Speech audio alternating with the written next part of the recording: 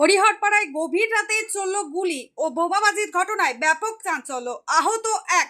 ঘটনাটি হরিহরপাড়া থানার নাজিরপুর এলাকার ঘটনা। রাতেই পুলিশ তদন্তে নেমে গ্রেপ্তার করে 4 জনকে।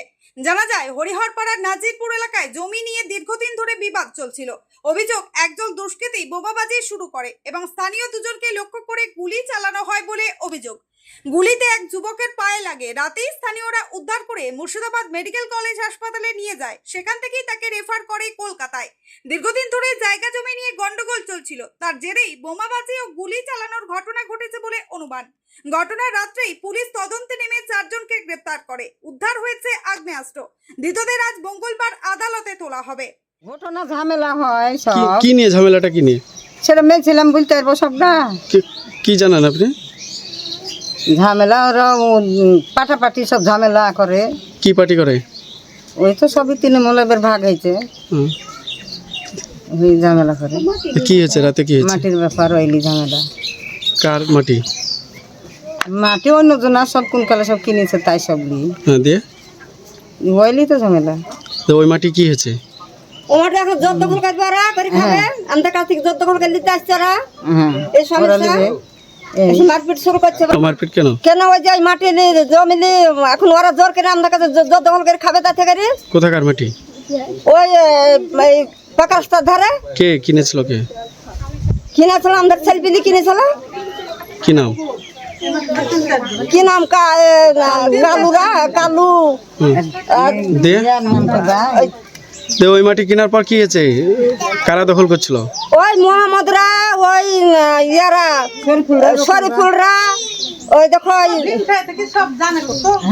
বিন গায়ের মানুষ তো ভুলে গেছে এখন নাম। দিয়ে দিয়ে দিয়ে কি হয়েছে?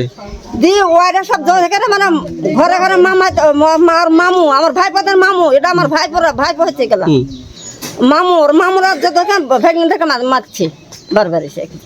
ওই দখল করা নিয়ে? হ্যাঁ, ওই দখল করতে আসছে, জোর করে দখল করতে আসছে। আর এদের মধ্যে আছে, এদের দখল আছে, জোর করে দখল করতে। 12টা নাগাদ আসে কিছু দুষ্কৃতী এবং আমার ভগ্নিপতি এখানে ছিল বাড়িতে। জাস্ট আমার বোনটাকে বলেছে যে লাইটটা অফ করো, ঘুমোবো, এই বলে দাঁড়িয়েছে। সঙ্গে সঙ্গে কিছু বম চার্জ করে। বম চার্জ করা দিয়ে আবার ঘুরে এরকম দেখেছে ওর বাড়ির সামনেই যখন বম চার্জ করে তখন ঘুরেও তাকিয়েছে। সঙ্গে সঙ্গে ওকে স্পটে ফায়ার করে এবং কয়েকজন এসেছিল, সবারই হাতে আগ্নেয়াস্ত্র ছিল। আসার পরে ওরা ফায়ারটা করে এবং সঙ্গে সঙ্গে আমার ভাইটা খাম হয়ে যায়।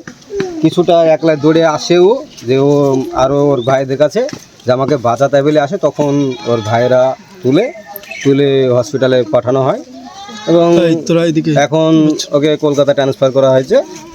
আর আশঙ্কাজনকভাবে তার বাচ্চা ছেলেপিলে 3টে আছে, তারা আশঙ্কাজনকভাবে আছে। তারা আপনারা দেখুন যে কেন মারলোটা কেন? মারার কারণ এখন তো বলতে পারছি না।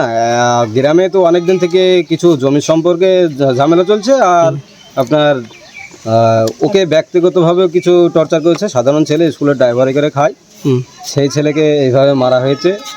আর পার্টির একটা বিষয় আছে, যে পার্টিটা ও তৃণমূলের এক পক্ষে করতো, যেটা আপনার এর আগে একই জায়গায় ছিল।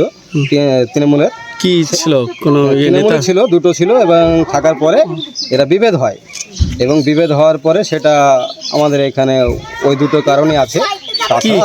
কারণ বিভেদটা কি নিয়ে হয়েছিল? বিভেদটা কি নিয়ে এই মুহূর্তে আমি সেটা বলতে পারছি না। মানে তৃণমূলে কি 2টো এখানে দল আছে? 2টো হয়ে গেছে। একটা ছিল ওরা এসইউসিআই ছিল, সেখান থেকে নতুন করে কদিন হলো পতাকা ধরেছে।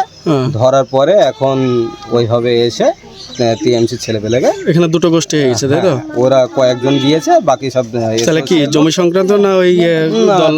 ওটা পুরো বলতে পারবো না, এখন কোন রাগে মেরেছে সেটা বলতে পারবো না। কিন্তু যেহেতু এনটি পার্টির হিসাবে আসছে সেহেতু হয়তো বলতে পারি যে তৃণমূলের কোনো পদে ছিল।